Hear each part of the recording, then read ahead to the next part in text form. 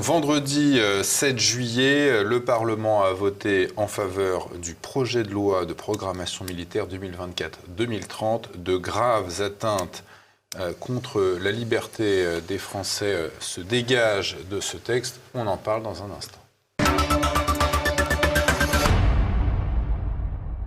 Je le disais en première partie, nous sommes avec notre invité Bertrand Schoeller. L'Assemblée nationale a voté le 7 juillet dernier en faveur du projet de loi de programmation militaire 2024-2030. Pourquoi dénoncez-vous une grave atteinte aux libertés des Français, Bertrand Schoeller ? Alors, on est nombreux à avoir vu le texte et en particulier le chapitre 3 du texte. Alors, historiquement, cette loi de programmation militaire, c'est quelque chose qui est en tous les 3, 5, parfois 7 ans, qui est voté. Et c'est d'une certaine manière le budget des armées. Donc, c'est-à-dire la manière avec laquelle l'État va investir l'argent des Français pour défendre les Français ou nos partenaires dans le cadre d'accords internationaux. Donc c'est ça la loi de programmation militaire. C'est qu'est-ce qu'on va faire. Donc ça inclut l'armement nucléaire, ça inclut l'armement classique, ça inclut éventuellement tout ce qui est espionnage, contre-espionnage, investissement dans la recherche et développement pour des missiles particuliers ou des outils d'intelligence artificielle, enfin que sais-je encore, ou des partenariats. Et dans cette loi, il y a ce chapitre 3 dans lequel, dans le cadre de cette loi, invariablement étaient revotées les conditions de la mobilisation des personnels de l'armée de terre et éventuellement des citoyens, mais également des moyens. Donc c'était la mobilisation des moyens humains disponibles pour la nation. Donc c'est d'une certaine manière les habitants, et les moyens économiques, puisque parfois quand on est en période de guerre ou avant une période de guerre, on parle d'industrie de guerre, c'est-à-dire qu'on réoriente l'activité industrielle dans cette direction. Et donc, de façon très encadrée, il était expliqué selon quelles circonstances l'État pouvait réquisitionner des personnes. Alors c'est l'article 23, je crois, qui l'indique, peut ordonner la réquisition de toute personne physique ou morale et de tous les biens et les services nécessaires pour parer à une menace pesant sur les activités essentielles à la vie de la nation. Alors une menace, c'est quoi une menace ? Alors, qui définit la menace en fait ? Alors déjà, en général, dans les différents pays du monde, dans leur doctrine pour faire ce genre de choses, on parle de menace existentielle. Donc déjà, une menace existentielle, on comprend, c'est une menace qui peut engendrer la destruction de l'État, de la nation, des personnes qui y vivent, des frontières. Là, c'est juste le mot menace. Et c'est très large, c'est comme les contenus jugés problématiques tout à l'heure pour les réseaux sociaux. C'est très vague. Et surtout, c'est dans la loi de programmation militaire, mais la menace, il n'est pas spécifié qu'elle est militaire. Elle peut être climatique, elle peut être d'ordre sanitaire, elle peut être numérique, elle peut être sociale, elle peut même être liée aux agitateurs sur les réseaux sociaux. Donc la menace, elle est totale.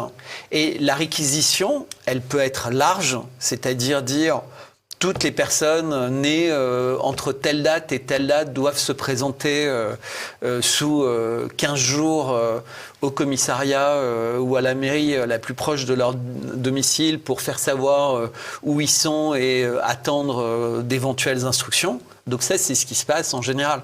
Mais là, c'est plus large. Ça peut être toutes les personnes... vous allez... un certain nombre de personnes vont recevoir un email ou un SMS, puisque on est tous connus, leur donnant des instructions. Donc, et qui peuvent être vous n'avez plus le droit d'accéder à votre site internet qui a été jugé une menace pour l'intérêt de la nation.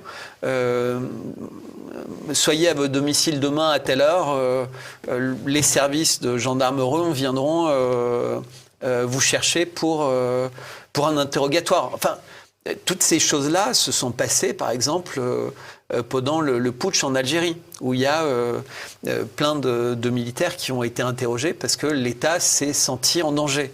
On sent, là, le danger n'est pas qualifié, ces menaces.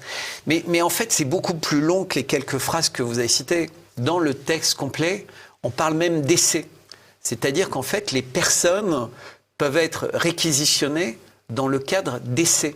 Et là, d'un seul coup, on pense à l'OMS, on pense aux pandémies, on pense aux essais cliniques, on pense à tout ce qui s'est passé au cours des dernières années et face auquel on a eu un espèce de tricotage légal pour les passes sanitaires, les passes vaccinaux, avec le Conseil d'État et le Conseil constitutionnel qui ont vraiment fait le grand écart pour justifier comme envisageable quelque chose que, historiquement, ils avaient toujours considéré comme anticonstitutionnel. Et donc là, en réalité, on résout ce problème, puisque c'est une loi qui est quasiment bipartisane, qui est passée, puisque tout le monde quasiment a voté à l'unisson cette loi parce que à nouveau il y avait une petite musique et je sais puisque j'en ai parlé avec certains députés et parlementaires, on leur avait dit mais non mais ça ne change pas, vous savez bien, c'est toujours la même loi, les chiffres changent et réellement ça va dans le bon sens.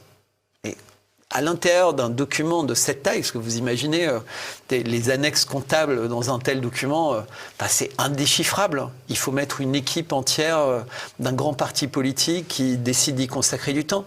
Mais que faisaient les partis politiques pendant la période où ils devaient lire ça ? Ils étaient tous en train de téléphoner aux maires qui venaient d'être attaqués. Ils étaient en train d'essayer d'évaluer les conséquences sur leurs vacances, s'il fallait changer les billets d'avion, etc. Je plaisante à peine. Parce que ça fait des années que tout le monde souffrait, les gens attendaient ces vacances, leur famille, etc. Et donc, la loi a été votée dans une forme d'insouciance. Or, c'est une loi qui est extrêmement dangereuse. Je me suis amusé à la formule, mais c'est une loi qui permet, en fait, aux chefs de l'État et au gouvernement d'exercer un pouvoir tyrannique sur le peuple. C'est-à-dire qu'ils peuvent prendre tout type de décision sur notre parole, comme on l'a évoqué dans la première partie de notre entretien, sur nos biens et sur nos enfants. Mais pas que sur nos enfants d'ailleurs, puisque la limite d'âge, c'est 70 ans. Avec des exceptions pour les personnels médicaux, les dentistes, les informaticiens, où là, la limite d'âge, c'est 74 ans. C'est-à-dire que cette loi, elle concerne tout le monde.